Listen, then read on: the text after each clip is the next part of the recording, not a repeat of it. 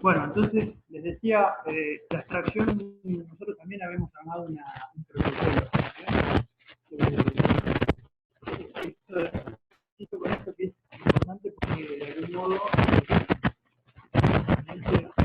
este criterio, es decir, permitía un mejor manejo de la parte administrativa, esa confusión entre técnico y administrativo.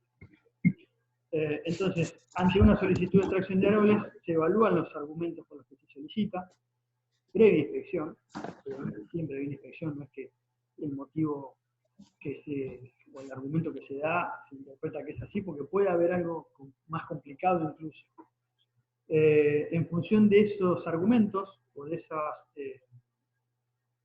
motivos, acá en este cuadradito en verde hay un montón: árbol muerto, enfermo, no sé, árbol demasiado grande, problemas en cimientos y pisos de la vivienda y demás, se decide si se autoriza o no se autoriza. Y al igual que la poda, en el caso de que no se autoriza, se plantean alternativas de solución, si es que la hay.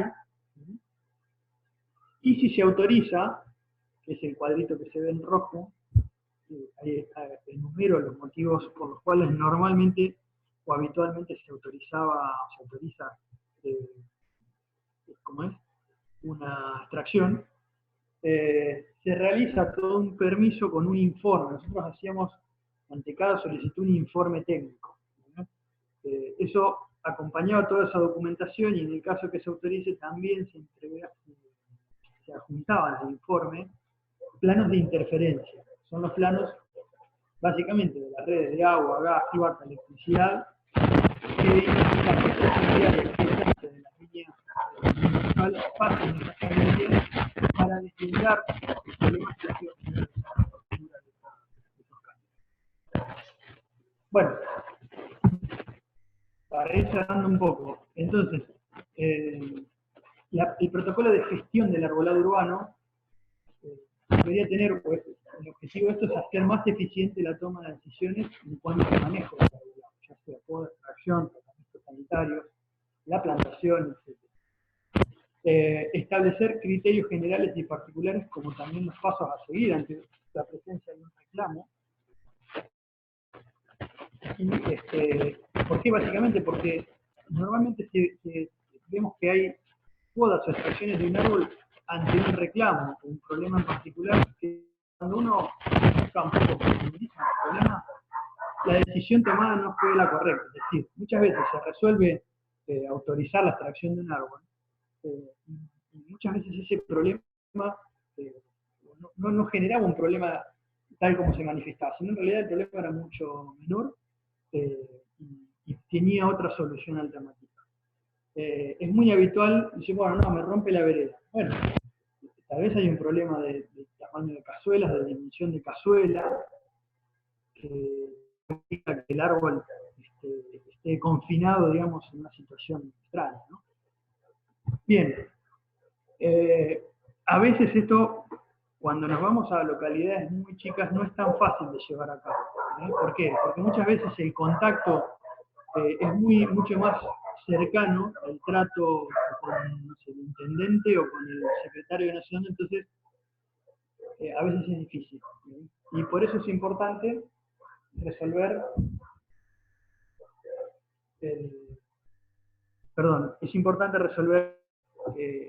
una parte que es unificar la toma de decisiones. Es decir, que sea un solo área quien decide, tiene que haber un área específica que decida sobre el arbolado urbano. Ese área obviamente tiene que tener personal capacitado, técnicamente capacitado, que pueda resolver esta situación.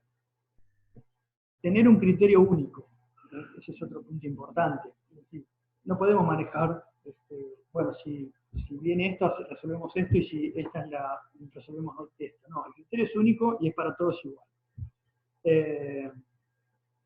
Y otra cosa que a mí me parece muy importante, y por eso es necesario que el personal sea personal, que el responsable técnico tenga los conocimientos, es que todas esas decisiones tomadas tienen que tener argumentos. Yo entiendo que cualquier decisión tomada sobre fundamentos firmes se defiende mejor. Yo no puedo decirle a alguien que no tiene que podar de tal manera porque sí o porque lo digo yo, sino porque hay argumentos técnicos para para no hacerlo de ese modo y hacerlo de otra alternativa. Tenemos antecedentes y conocimientos y bibliografía y experiencias que avalan eso que nosotros estamos transmitiendo. Entonces es importante hacerlo llegar, me parece a mí, porque también le da seriedad y pone en importancia al área, ¿no? A mí me ha tocado ver muchos municipios donde el área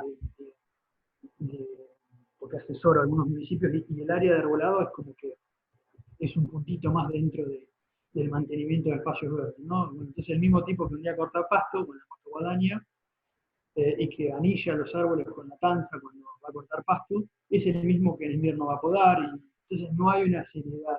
Entonces, eso es importante, ¿no? Tener técnicos capacitados dentro de esas áreas. Y ahí entramos nosotros, quienes todavía están estudiando y están escuchando esta charla y quienes ya estamos recibidos y estamos ejerciendo. Bueno, había otro puntito dentro del plan de manejo que era el riesgo en árboles. Entendamos que hoy por hoy es algo importante. Hasta hace unos años no se le daba mucha importancia al riesgo, ¿cierto? Es decir, no era algo un criterio que se tomara en cuenta. Y el riesgo de algún modo es una combinación de dos factores. Por un lado el estado sanitario, el estado del árbol, su estado sanitario, roturas, si está muerto, su decrepitud, su resistencia mecánica, y por otra parte su ubicación, ¿no? Si está cerca de una escuela, si está en una vereda, en una vía de alto tránsito, en el acceso al hospital, o si está en una calle retirada, en un camino de peatón. No es el mismo riesgo para el mismo árbol en una vereda de un colegio que en una vereda donde hay poco. Y a estos dos eventos hay que sumarle lo que conocemos como eventos anormales, es decir, tormentas de viento anormales, precipitaciones abundantes, encharcamientos, situaciones de suelo que complican el sistema radicular. Ahí ven una imagen de un árbol, fíjense, del Street View, una calle acá Rouge. Eso es una escuela, ese portón es una escuela. Vamos a ver el detalle del árbol. Fíjense, tiene una gran herida en el tronco, un arbolito bastante pequeño, no pasa los 15 centímetros de edad. Y fíjense qué pasó en una tormenta importante. Es decir, falló donde tenía que fallar, ¿cierto? Estaba el problema. Obviamente ocurrió en un momento que no había nadie en la escuela, pero podría pasar en un momento que están saliendo chicos de la escuela. En este caso es un árbol chico, no es un árbol que tal vez sea de importancia, pero trasladémoslo a los ejemplares más grandes, es un problema. Bueno, para ir cerrando, yo lo que les quería mostrar era los árboles y por qué la importancia de la poda. Muchas veces con la poda alteramos la estructura del árbol. El árbol no es caprichosa la estructura que tiene, sino que esa estructura le permite disipar energía y dos fuerzas que normalmente actúan sobre el árbol, ¿no? La gravedad, obviamente, que implica ya de por sí una carga, y la energía aplicada por un evento, por el viento, por ejemplo. Entonces estos dos elementos que generan carga a esa estructura que es el árbol, parte la disipa porque tiene esa movilidad que le da la disminución de tamaño a medida que nos alejamos del centro del árbol, ¿no? El tronco se divide en ramas primarias que se subdividen en ramas secundarias, en ramas terciarias hasta llegar a ramillas y hojas, cada vez más pequeñas. Eso permite una flexibilidad en esa estructura y a nivel celular obviamente también se da esa flexibilidad, permite que esa energía se disipe en el árbol. Cuando nosotros hacemos una poda de ese árbol, alteramos, si la poda está mal hecha, o no hay un buen criterio de poda, alteramos esa estructura. Y por ende, un árbol que tal vez no era riesgoso pasó a ser. Por eso es importante tener o conocer muy bien la técnica de poda y aplicar un buen criterio. Fíjense en este ejemplo, dos árboles de fresno americano, que es típica que vemos en el lado local, el de la izquierda, sin ningún tipo de intervención, con su copa naturalmente desarrollada, y el de la derecha un árbol de aproximadamente el mismo tamaño y la misma edad, que fue desmochado. Van a ver que hay un desmocho de altura, y un montón de ramas. Fíjense la diferencia de la estructura de la copa, de la arquitectura, la disposición de las ramas, los ángulos de inserción, nada tienen que ver con la estructura natural del árbol. Es una estructura que está completamente alterada, y ese es, el de la derecha es un árbol en riesgo, distinto al árbol de la izquierda, que puede ser un árbol riesgoso, pero menos que el anterior. En este caso, hay un ejemplo de cómo se llevó una estructura de desmoche. Fíjense, el primer paso, este fue un desmoche y el rebrote, y dos intervenciones, perdón, una intervención de entresaca que llevó, de algún modo, hasta la tercera foto de la derecha de abajo, a asimilarlo a la estructura del fresno original, ¿no? Un poco la poda, en este caso, es para remendar una macana, por ser generoso, ¿no? En este caso estamos intentando llevar una estructura inestable a una estructura mucho más estable ante un evento. Yo les invito a que busquen en bibliografía y lean con árboles. Básicamente se evalúan, hay mucha metodología, pero se analizan 7 categorías de defectos: la posición en la madera, grietas, problemas de raíces, las uniones de las ramas, cancros, la estructura de la copa y ramas, el árbol entero, la copa de los árboles, y si hay unas ramas muertas. Eso es, hay mucha bibliografía. Hay hace poquito un libro, un colega que es Luis Chochard, es ingeniero forestal, él trabaja para parques nacionales, y es docente en el área universitaria de San Martín de los Andes, que, si mal no recuerdo, está la carrera de técnico. Y él hizo hace poquito un trabajo que fue, de algún modo, adaptar una metodología de evaluación de riesgo a la situación de los parques nacionales, ¿no? A las áreas de uso turístico de parques nacionales. Es un librito bastante simple, que habría que, después, si quiera, yo le dejo mi mail, me lo piden, yo les pongo en contacto con Luis para ver cómo acceder a él. En esta imagen, fíjense, esta es en Ciudad de Buenos Aires, yo no me recuerdo la calle, pero es cerca de la cancha de polo. Y fíjense, observen son tipas, la tercera tipa, contando desde la izquierda. Esas son fotos del Street View. Y fíjense qué es lo que ocurrió.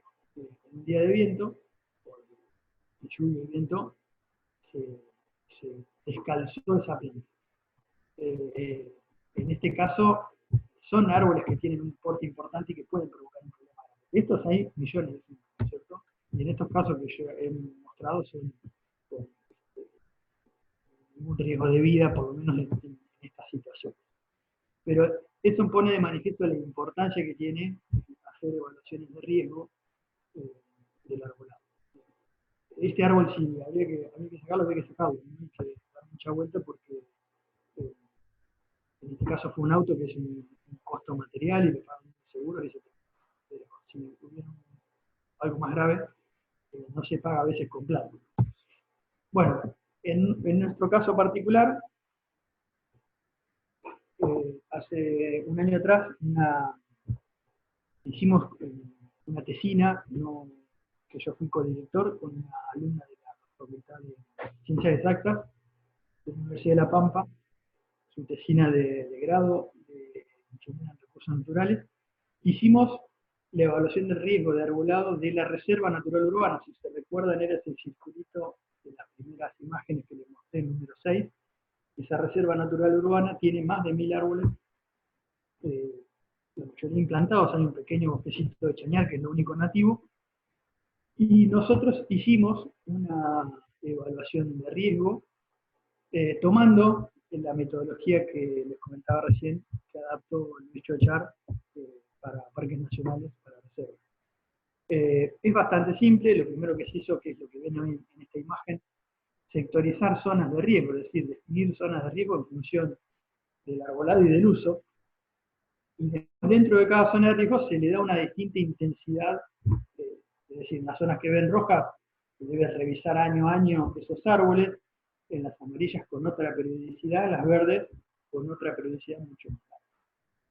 De todos modos, para iniciar se elevaron todos los árboles, y la metodología de rojo, un valor de IR, que es índice de riesgo, que acá ven los valores que están en rojo son los que superan el valor límite, hay un valor de moderado que es el amarillo, y el verde sería árbol riesgoso. Aunque esta es únicamente visual, es decir, todo es visual, no hay ninguna inspección más allá de lo visual, y eso no es bueno, porque digamos, no es lo mejor, no es lo correcto. Yo siempre digo que son a veces pequeños pasos y es preferible, aunque sea una herramienta no la más correcta, por lo menos haber hecho algo. Si algún día nos pasa algo, no nos agarra con no haber hecho nada, porque no teníamos la herramienta que vale $3.000, o el instrumento que vale $3.000, sino que hicimos algo y que esa metodología nos permitió llegar a algunos resultados que por lo menos nos permite hacer ahora, y esto es como de algún modo un inventario, haber sacado una foto y saber cuáles son los árboles que tenemos que intervenir, o por lo menos dónde tenemos que abrir el ojo. Bueno, para ir cerrando, yo diría que hay dos herramientas o dos cosas necesarias que en una gestión de arbolado son necesarias. Primero tiene que haber, insistimos que esto siempre es a nivel de municipios, y tiene que haber una decisión política quien gobierna de llevar adelante estas cosas, ¿cierto? A veces una decisión política no es tomada por convicciones, sino por necesidades, es decir, porque la gente lo está pidiendo, porque hay una demanda de que se gestione adecuadamente el agua. Y eso es lo que muchas veces ocurre. El tema es que eso a veces conlleva a hacer las cosas a la ligera y no hacerlas adecuadamente. Pero bueno, eso es necesario, una decisión política que acompañe, que apoye con recursos financieros y el apoyo cotidiano. Y la otra es la continuidad en el mediano y largo plazo, independientemente del grupo de trabajo. Es decir, si yo tengo un plan de manejo, un programa de trabajo, ordenanzas que me permiten desarrollar, sabemos que que los tiempos forestales no son los tiempos de un gobierno de un intendente, sino que lo superan y lo superan a todos. Entonces es necesario darle continuidad en ese mediano y largo plazo. Yo diría que 10, 12 años es lo mínimo que se necesita para acomodar o empezar a poner en marcha una gestión de arbolado correcta, ¿no? Lleva su tiempo. No es fácil y los resultados tampoco se ven inmediatamente porque, bueno, nada, el tiempo biológico que sabemos. Bueno, eso es todo. Yo les dejo ahí mi mail, mi número de teléfono,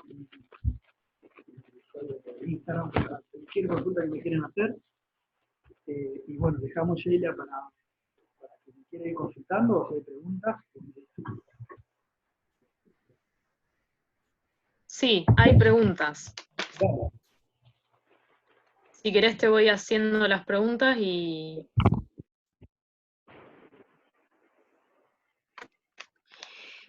Tu opinión sobre el uso de nativas en el arbolado urbano y cuáles, es la primera pregunta.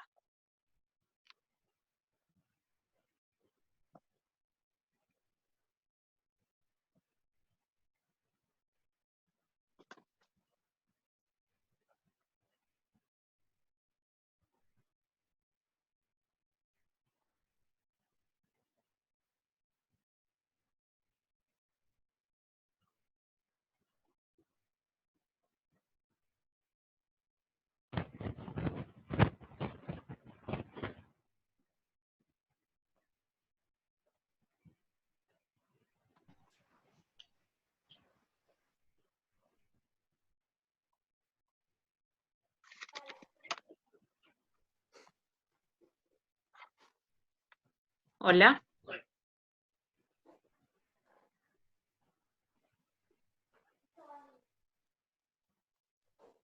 No funciona el Ramiro, audio.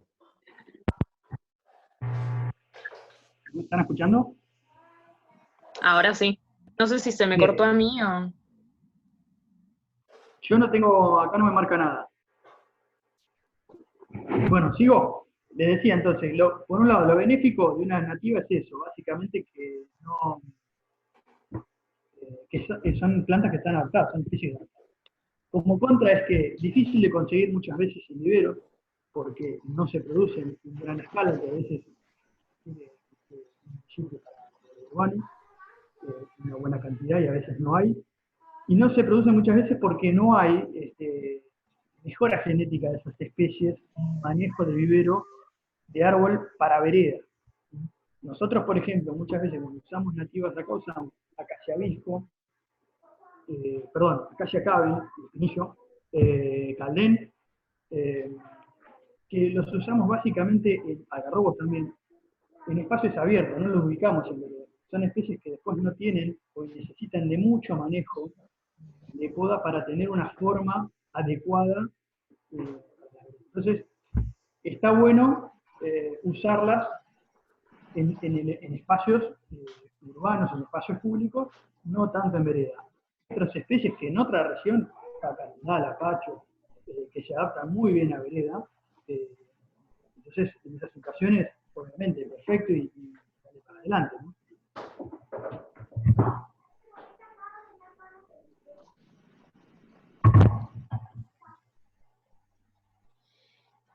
Ramiro, ahí piden que si podés volver a decir lo de las nativas porque se cortó el audio.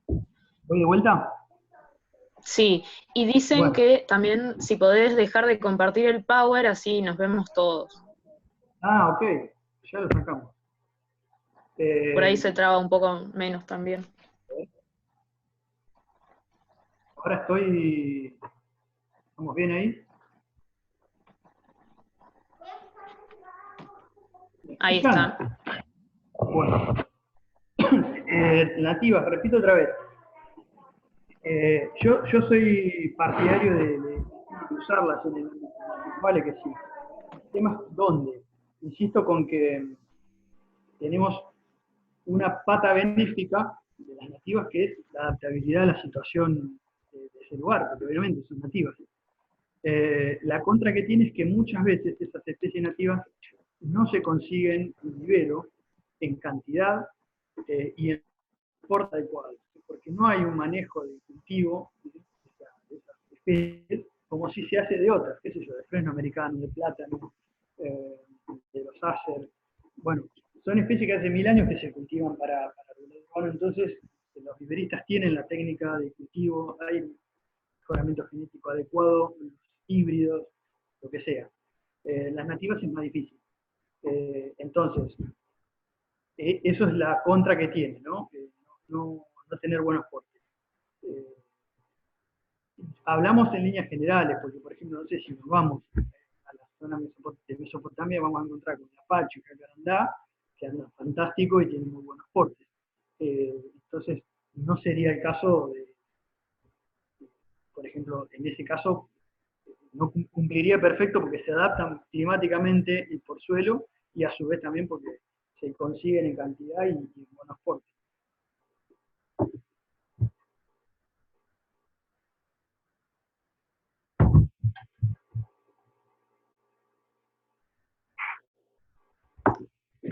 La siguiente pregunta es, ¿en qué distancia se considera que falta un árbol o qué criterio se toma para considerarlo? Bueno, eso depende mucho de la especie que utilices. Es decir, no es lo mismo tener, no sé, qué sé yo, plátanos, que normalmente los podés plantar entre 8 y 10 metros de separación entre una planta y otra, porque el porte lo permite, que, por ejemplo, no sé, yo hablo por lo menos de la región pampeana, ¿no? Plantar fresno americano, que puede ir un poco más cerca, o fresno dorado, o fresno rojo, que por su forma de copa tal vez permite hasta incluso la mitad. presentarlo cada 5 metros. Yo creería que eso hay que evaluar muy bien. A ver, una recomendación que yo siempre hago es antes de elegir una planta, si alguien pretende colocar una planta en vereda o en un determinado espacio y necesita evaluar esto de la distancia, nada, buscar la información muy en internet es mucho más fácil, ¿no? Entonces, tener esa referencia del porte de la copa para definir esa distancia. Pero en una vereda, normalmente, la mayoría de las especies que todos conocemos en el arbolado urbano rondan entre los 5 y los 10 metros en función de su porte y de su tamaño de copa.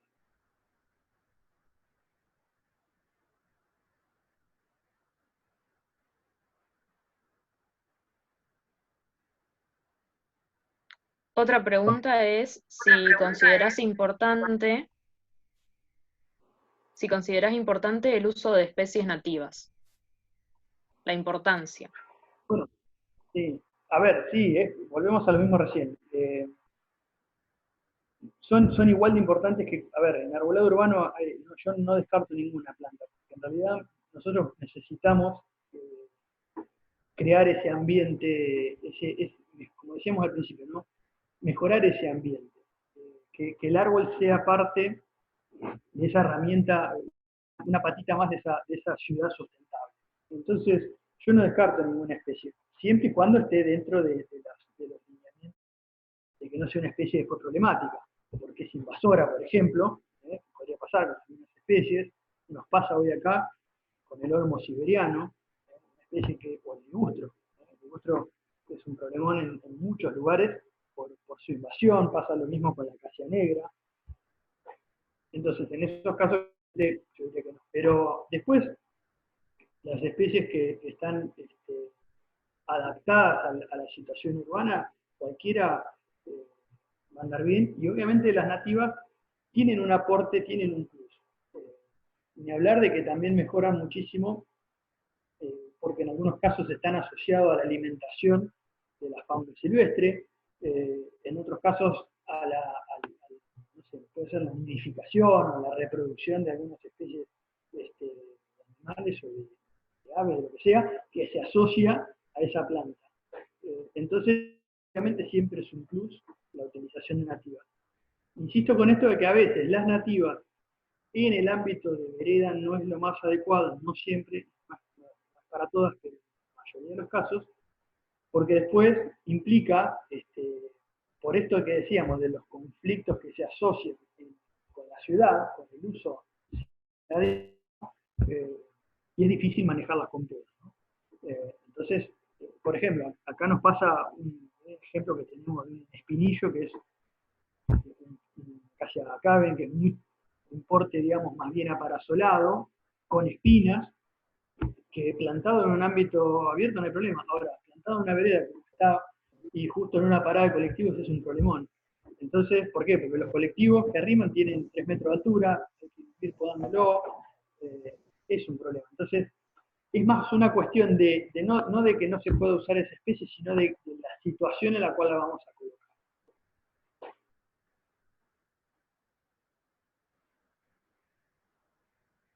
Bien, nos quedan 9 minutos otra vez. Otra pregunta es, algunos municipios empiezan a abrir sus datos a la comunidad. ¿Se encuentra disponible la información del censo o tienen pensado publicarlo?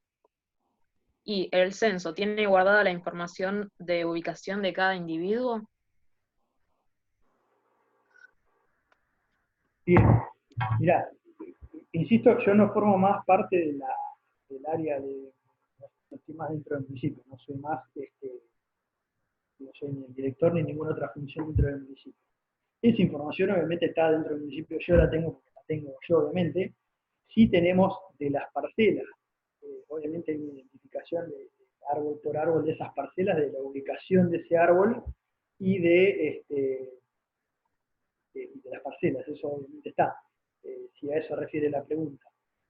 Si es pública la información, debería hacerlo, no sé, nosotros en la página web la teníamos disponible, la información no sé ahora, la verdad que desconozco ahora si sospecho que debe seguir estando, pero había una especie de resumen ejecutivo del censo con poco esta información y algunos datos más que yo les pasé del censo de arbolaria.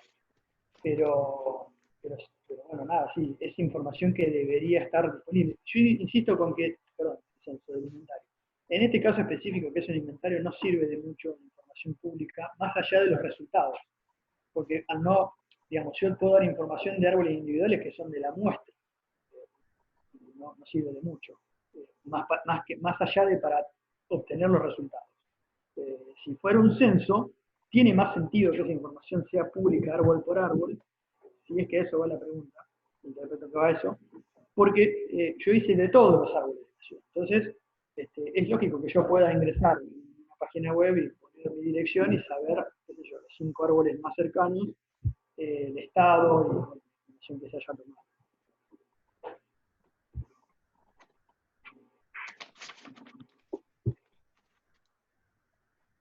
¿Qué criterio utilizan para la elección de especies a plantar? Bueno, nosotros el criterio que utilizamos es el siguiente. Hay una gran variedad de especies en un amplio espectro de especies que se utilizan para arbolado urbano. El tema es cuál va a ser el destino. Si el destino es vereda, ya tenemos que buscar especies que tengan un porte que nos permitan una poda de formación posterior, de modo que todos los servicios asociados, tránsito vehicular, tránsito peatonal, alumbrado urbano y demás, se acoplen, es decir, que conjugue bien con el arbolado. Lo que hoy veíamos en alguna de las filminas, esa interacción de la ciudad con el árbol. Entonces ahí, ya por ahí de un gran espectro de especies, cuando pasamos ese tamiz, nos queda un grupito un poco más chico.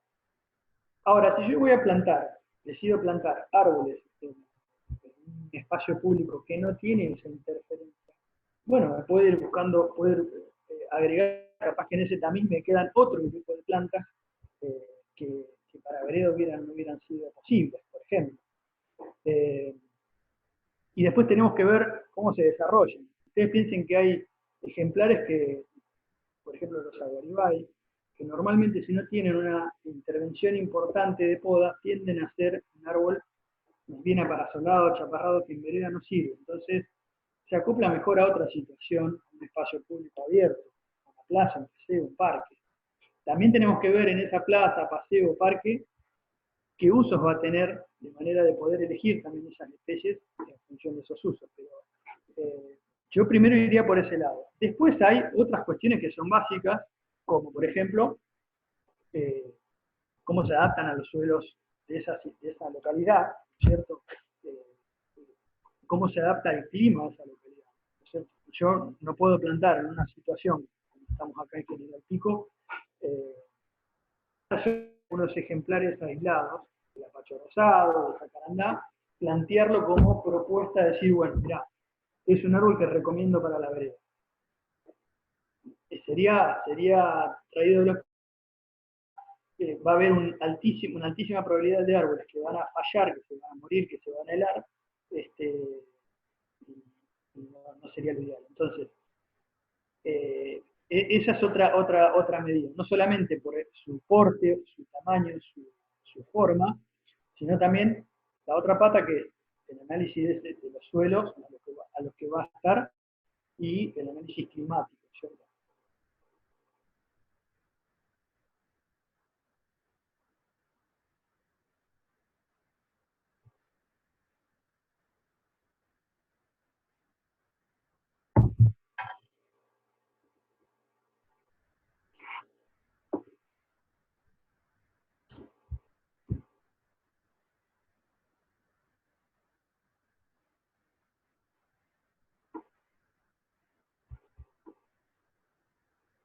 No funciona el audio.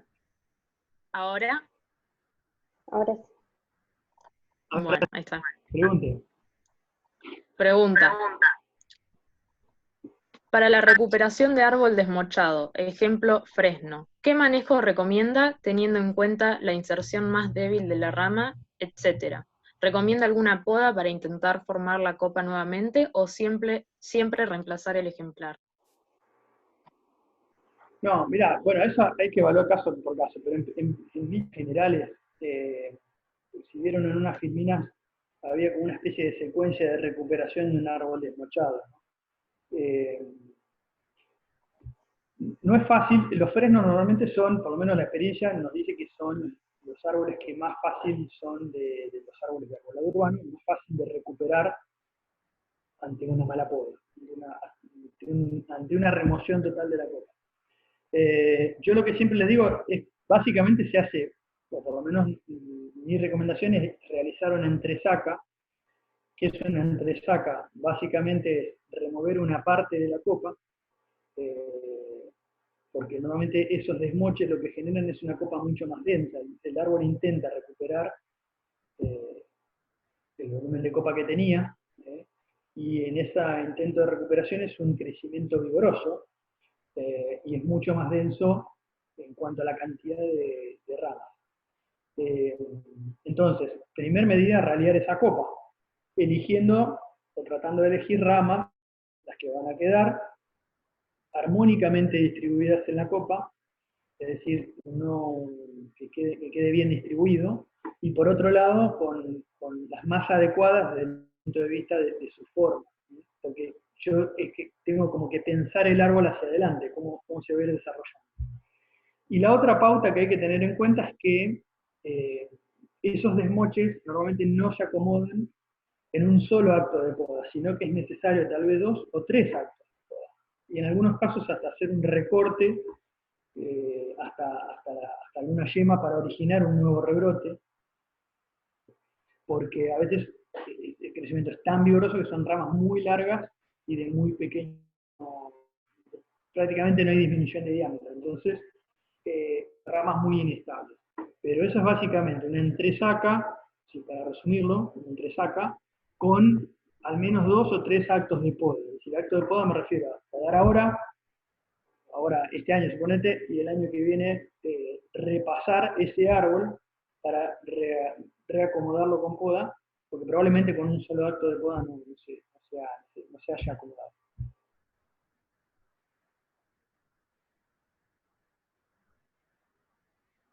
Ahí me dicen que queda menos de un minuto, así que, bueno, dejamos a disposición todas las redes del centro de graduados, tus redes que recién compartiste.